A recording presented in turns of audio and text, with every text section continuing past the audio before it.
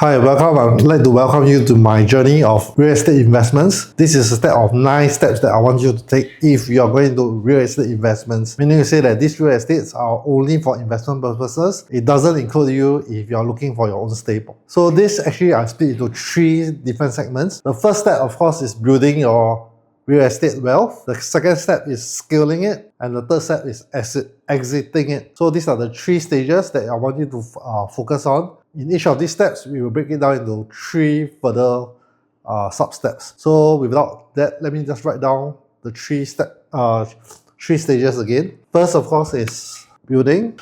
Second step is scaling. And the third step is exiting. So let me repeat that. The 3 stages are: first, building your portfolio; second is scaling your property portfolio; and finally is exiting the property portfolio. So these are the 3 steps. First, let's look at the first step, building. This is the first step in this 9-step cycle. First, you have to buy smart, not buy fast. So what's the difference?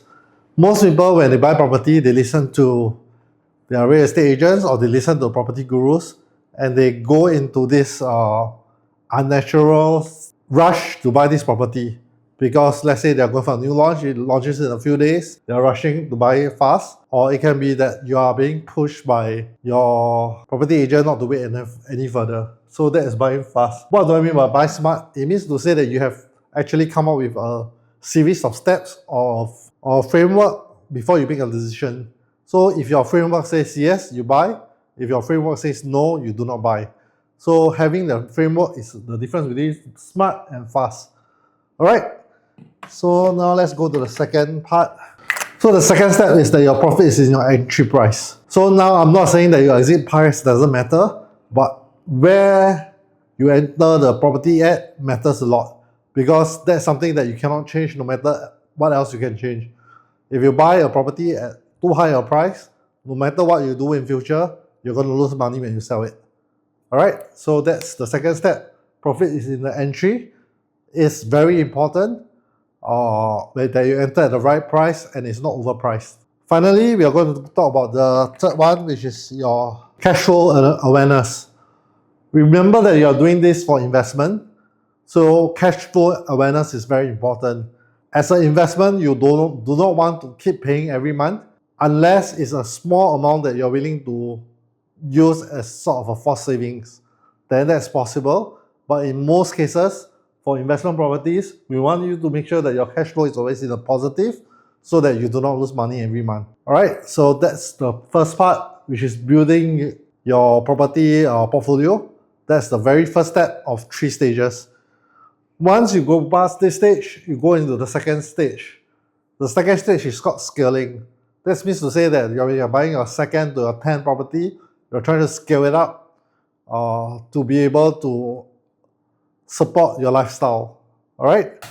Okay, step 4 when you're doing investment properties is equity recycling. So there are a few ways you can do equity recycling. This can include things like refinancing. It can include things like selling off your first property and buying two. So these are all ideas that you have to look into when you're trying to rebalance and scale up your property portfolio. Step 5 is about portfolio balance. So you need to realize that not every property serves the same usage. There are some properties that are there to give you monthly cash flow. There are some properties that are there to give you a very fast equity gain. So you need to know exactly what property is playing what role and be able to balance it in a portfolio so that you get the maximum benefits with the least risk. Alright? Now, this is the 6th step. When you're scaling, you need to identify the property risk, the portfolio risk for the entire property portfolio. What I mean to say is that you need to manage risk as a portfolio, not in individual properties. So if you had kept, for example, 6 to 12 months of payments for each property, this is where you actually balance it as a portfolio. So you may not need 6 to 12 months for every single property you keep, but rather it needs to be able to be managed as a portfolio. This is a step that only advanced investors will actually be looking into, because it can actually be unlocking quite a lot of equity for you to buy some more properties. Okay, so let's go to the last stage, which is the exit. In exit, there are actually many ways for you to exit. So again, there are 3 steps here. Let's look at step 7. When you're looking to exit your property portfolio, this is what I'm recommending. Look at your cash flows first. Try not to get into a negative cash flow issue, but exit those properties where you're getting high equity unlocking first, and then keeping the cash flow positive at the meantime. That will keep your risk minimum. Step 8. Consider beyond Singapore residential properties. So this is the step where if you have done your scaling correctly, you might have gone into industrial property, commercial property in Singapore, or overseas properties of various kinds all over the world.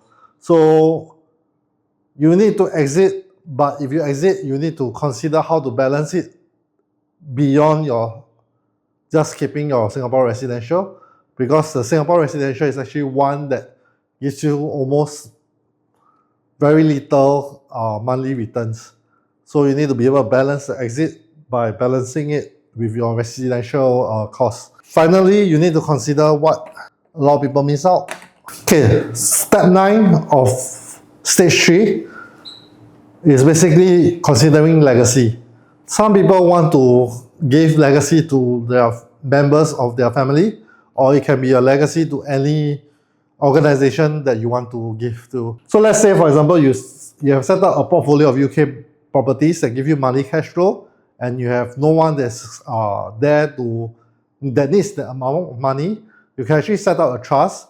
The trust can take the cash flow from the UK property every year or monthly and release that cash to a charity of your choice. That is a legacy that you might want to do. Another way that people want to talk about their legacy is that they want to leave it to their kins. So if it's your son, your daughter, or their offsprings, you can actually design the portfolio so that it can be left over to them. Okay, that's the introduction to what we have as the 9 steps. We'll go into this more deeply in the course itself. All right, thank you.